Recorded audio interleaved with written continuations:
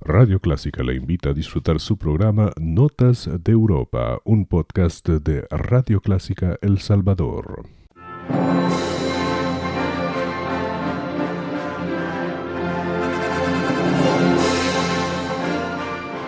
Déjese acompañar con la buena música. Clásica 103.3.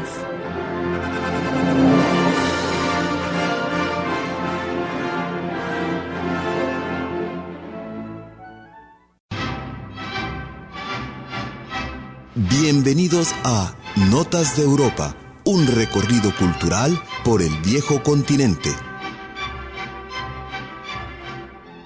Nuestros temas de hoy: el gen de Beethoven, prehistoria moderna, desempleo en el teatro, Semana Santa en Europa. La mayor parte de su vida, Ludwig van Beethoven fue un hombre enfermo. A los 27 años se dio cuenta de los primeros impedimentos de su oído y que padecía de tinnitus.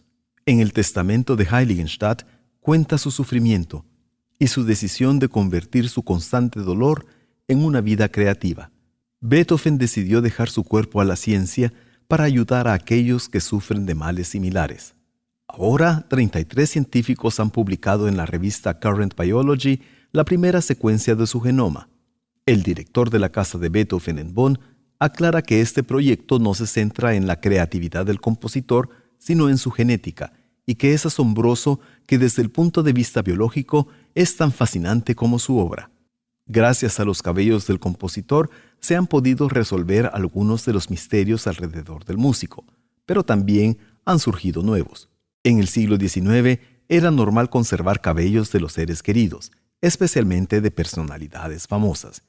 Y Beethoven mismo regaló mechones de pelo a amigos y admiradores. El genoma revela que tenía una predisposición para enfermedades hepáticas y se encontraron huellas de virus de hepatitis B. Junto al documentado alto consumo de alcohol, la combinación es mortal, y se ha descartado la teoría que murió envenenado por el plomo de vino adulterado. Tampoco se demostró que su dolencia auditiva fuera genética, como sus padecimientos gastrointestinales. Pero se demostró que el 99% de sus antepasados provenían de Europa central y occidental, y que no tenía antepasados africanos de color, como algunos aseguraban, debido a su tez morena. Pero se descubrió que Beethoven no era biológicamente un Beethoven. Se analizó el cromosoma Y de los miembros vivientes de la familia y se estudiaron los libros de bautizo en los archivos de la línea paterna hasta el siglo XVI, para asegurar su parentesco. El genoma del compositor difiere muy fuertemente, lo que revela que en las 6 generaciones antes del nacimiento de Ludwig van Beethoven tiene que haberse dado alguna infidelidad. En ese lapso histórico de tiempo había un 1,5% de paternidades ajenas por generación. La familia de Beethoven está muy decepcionada, pero en realidad esta revelación no cambia nada. Si bien no son parientes biológicos, siguen siendo familiares del compositor, ya que legalmente el parentesco está autenticado por actas bautismales.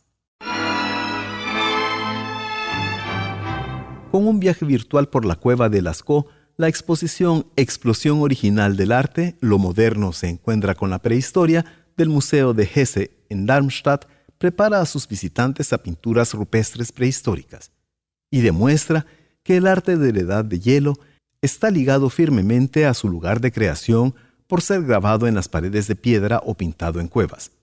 Pero el que pinturas prehistóricas puedan admirarse en el museo, debemos agradecer al etnólogo Leo Frobenius, quien durante sus expediciones en África de 1904 a 1935 se comenzó a interesar cada vez más en la pintura rupestre, y para darla a conocer, contrató artistas para que las copiaran.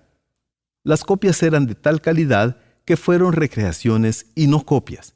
De las que ahora podemos admirar 33 en el museo en Darmstadt, aún una sensación.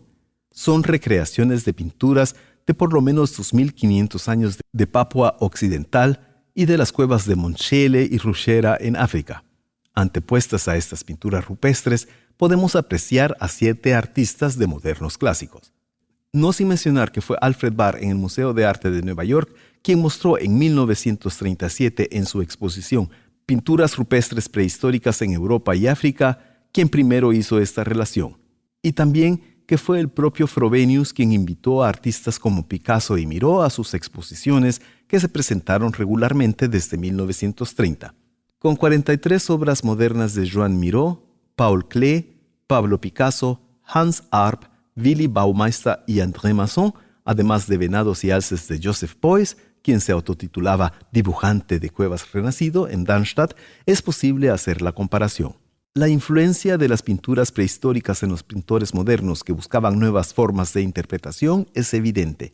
Se encuentran muchas analogías, ya sea en los motivos o en el interés por el límite entre la abstracción y la objetividad. Por ejemplo, cómo Picasso reduce cada vez más la primera representación realista del toro, hasta que solo lo hace con un par de líneas como si fueran pinturas rupestres y que podemos admirar en su serie de 11 litografías Le Taureau. Su fuerza de expresión no se reduce, al contrario, con pocas líneas se puede expresar lo esencial, como nos lo han enseñado los maestros prehistóricos. En el programa de Casimiro y Carolina, que se acaba de presentar en el Burgtheater de Viena, la imaginaria inmobiliaria JP se anuncia con el lema que el autor Eugen von Horvath antepuso a su obra: «Tenemos algo para usted». Y ya que en la obra el amor nunca termina, y después de Casimiro siguen Benedicto y Daniel, y después de Carolina tal vez Juliana y Matilda, la inmobiliaria JP tiene los apartamentos que necesita. Pero no para Casimiro, cuya situación económica empeora por la crisis económica y la inflación. Horvath llama a su obra, que terminará en 1931, una balada del desempleo. Se caracteriza por una poesía robusta de deficiencias de carácter, llevada por deficiencias siempre presentes de las relaciones humanas, deprimente por la representación de un automatismo brutal, según el cual el espíritu y la vida dependen únicamente del estado financiero. En la escenificación de Mattia Kolesnik para el Burgtheater se puede entender todo esto perfectamente. Kolesnik se concentra en la atmósfera, la asquerosa intimidad del mundo de Horvath. Para el ánimo individual hay poco. Felix Reich, como Casimiro, tiene pocos momentos para sus dudas, como cuando trata de aclararse su destino con el estado imperfecto del mundo en general. Marie-Louise Stockinger, como la ambiciosa Carolina, tiene hasta el final poco espacio para desenvolverse, cuando Kolesnik la deja hablar sobre el anhelo ante el que uno regresa con las alas rotas y la vida continua, como si nunca hubiera estado presente. Los 7 diferentes encuentros de los dos protagonistas se recuerdan poco. La tragedia insalvable de dos que se encuentran solos en el mundo, pero que son muy difíciles el uno para el otro, se pierden detrás de paredes móviles de plástico. Las escenas entre ellos ganan toda la atención con su atmósfera rimbombante, con sostenes mal puestos y masculinidad amoral. Un error de la dirección es haber eliminado la escena central de las anomalías. En lugar de una Juanita que cantara con emoción la barcarola de los cuentos de Hoffmann, vemos a una mujer trans en un lavamanos que canta un aria. Tampoco la idea de hacer explícita con lemas nacionalsocialistas la amenaza implícita de un desastre civilizatorio que Horvath insinúa no ayuda a profundizar. La esencia de esta producción se encuentra en la magnífica cita dada de Carolina: «No pienso en nada, solo lo digo». Teatro del instinto, no del intelecto. La Semana Santa en Europa no se reduce a las celebraciones tradicionales que encuentran su máxima expresión en la celebración del Vía Crucis en el Coliseo de Roma y en la famosa bendición desde el balcón papal Urbi et Orbi. También encontramos otras tradiciones en las diferentes regiones europeas. En los países de lengua alemana y en los Países Bajos, los niños buscan huevos de gallina pintados de colores y dulces que supuestamente escondió el conejo de Pascua. También se acostumbra a adornar ramas y árboles con cascarones de huevos pintados y se hace una torta con la forma de conejo o de cordero.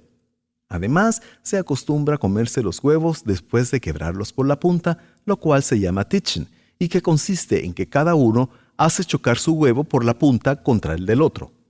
En Bautzen, en la región sorba alemana, los niños dejan rodar los huevos desde lo alto de una colina y gana el huevo que hace el recorrido más largo sin quebrarse o rajarse. La región sorba se caracteriza por pintar los huevos con motivos tradicionales. En muchas regiones, las campanas no son tocadas entre el Viernes Santo y el Domingo de Resurrección y los niños y jóvenes llaman a misa con una matraca de madera. En Francia y Austria y algunas regiones católicas de Alemania, a los niños se les dice que las campanas vuelan el Viernes Santo y regresan el Domingo de Resurrección, y que esconden los huevos y los dulces durante su regreso. En Francia, los dulces se buscan el lunes de Resurrección. En Austria existe en algunas regiones el fuego bendito, que es un fuego que los sacerdotes dan a los niños el sábado de gloria en laternas de lata y que estos llevan de casa en casa, donde a cambio de una numificación dejan el fuego que antes se utilizaba para encender los hornos donde se hace el pastel de Pascua. En Polonia, la gente se tira agua el lunes de Resurrección. En Bulgaria, Grecia, Rusia, Serbia y Suecia, los huevos se pintan de rojo como símbolo de la nueva vida que comenzó con la muerte de Cristo. Gracias por escuchar Notas de Europa.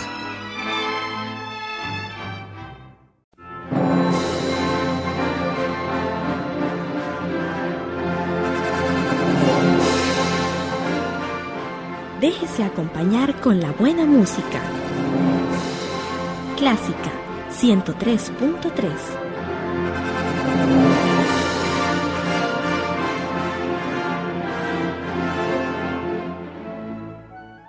Era su podcast del programa Notas de Europa, una producción de Radio Clásica El Salvador. Encuentre este y muchos más en www.radioclásica.com.sb.